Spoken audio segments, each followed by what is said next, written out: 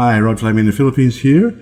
Do please remember that we need your money, so please remember to subscribe, to hit the bell button for the regular updates, and to donate something to the support sites which I'm giving you. Now, I'm going to do this little one here today, which is called Why Ladyboy. And notice, I didn't say Why Ladyboys, I said Why Ladyboy. And what I'm talking about here is the word. Why is the word ladyboy so appropriate? And the reason is that is what they are. What you're talking about are feminized males who are aware that they're feminized males. They're not delusional. Okay? So what they are is, you can express this in a whole lot of different ways. They will talk about things like having a woman's soul in the body of a man, that sort of thing. But an easier way of looking at it is that the person you're talking to is a lady, but she was born a boy. She is a boy become lady, right? And in this culture, they can't be women. They can't be women because they can't have kids. They cannot be a mother. And in fact, in cultures like Southeast Asia, and in fact most of the world, and indeed and in the West until very recently, you weren't actually considered a woman until you had children. That's why there was the Miss and Mrs. difference. It wasn't so much the act of being married, it was the implication that being married meant that you were now a mother. That's what gave you status as a woman. And of course that's what the feminists hate. But then, really they hate everything, don't they? It's the most hate-filled and nasty group of people. So, that is one of the things that I don't like the idea. I don't like the expression trans woman. I don't mind the expression transsexual, but it doesn't really tell you very much. I don't like trans woman because it's got women in it, and they're not women. They can't be women. They're transsexuals. And so ladyboy is actually a perfect description for what they are. In the local terminology, they would always use something like katoy or bakla, becky, bading. There's just hundreds of them. And all that really means is a non-masculine male, an unmasculine male. And they will all explain themselves in exactly the same way. I'm a woman inside.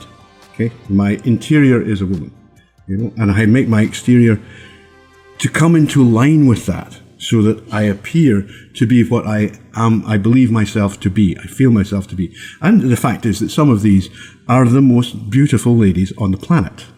I'll put up some pictures. I mean, these girls are absolutely stunning, drop dead gorgeous. It just doesn't come into it. They take being beautiful extremely seriously. Why do they do that? Because they can't be mothers. Right? How do you get status if you can't be a mother? You'd be the most beautiful girl in town. You'd be the one who every man's head turns and follows you up the road. Everyone. You'd be that beautiful. You'd be so wonderful. You win the pageants. You become a model. You grace the covers of magazines. Your face is 50 feet high on billboards across the country. That's how you get status, by the performance of beauty. Because you can't be a mother. You can't have children.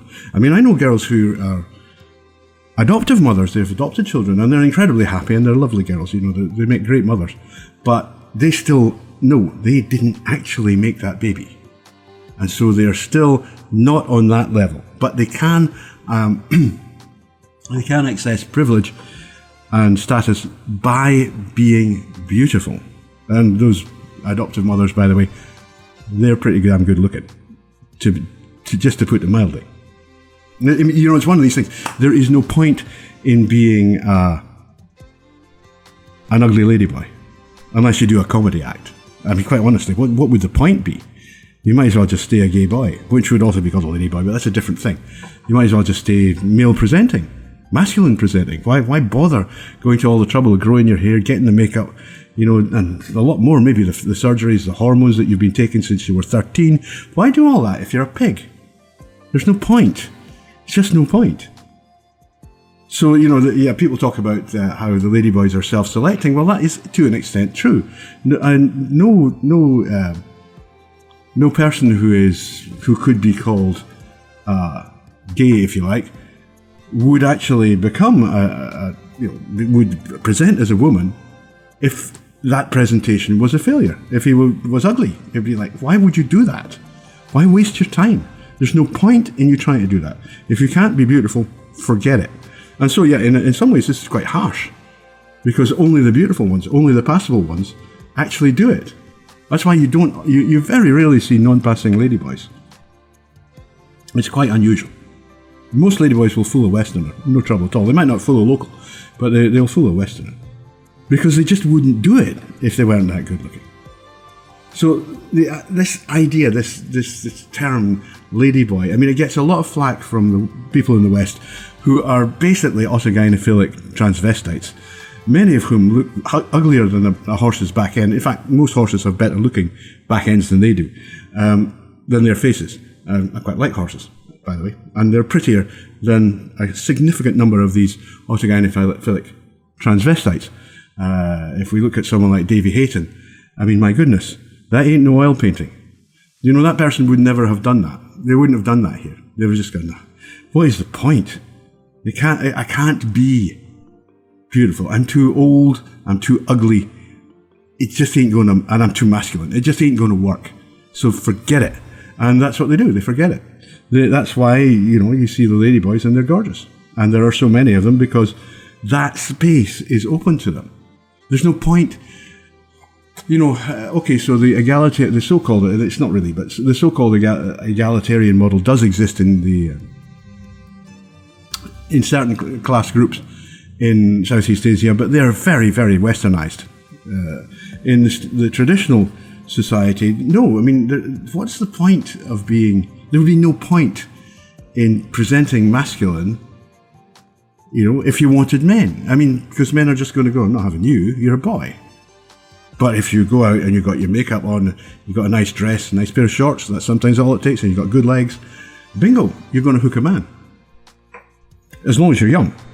That will stop when you get to be about 20, but in your teenage, and they start young here, they really start young, you're going to be, yeah, highly desired. I have one good friend, a dear friend, who, she's 34 now, but she says that, you know, she really misses the time before she was 19. That's under 18 and under, because she said for years, it's just like constant sex.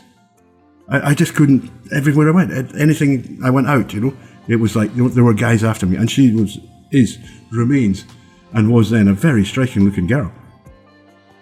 Of course, what happens is that by the time they get to being about 20, then the boys that were formerly having their, well, enjoying them, are now looking for girls to make families with. So it's like, that's it, done. You got nothing to, no. And so what they do is they often employ call boys, who are males, non-homosexual males, who will penetrate another male for money.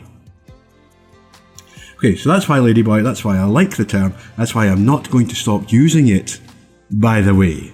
Thank you so much. Bye-bye.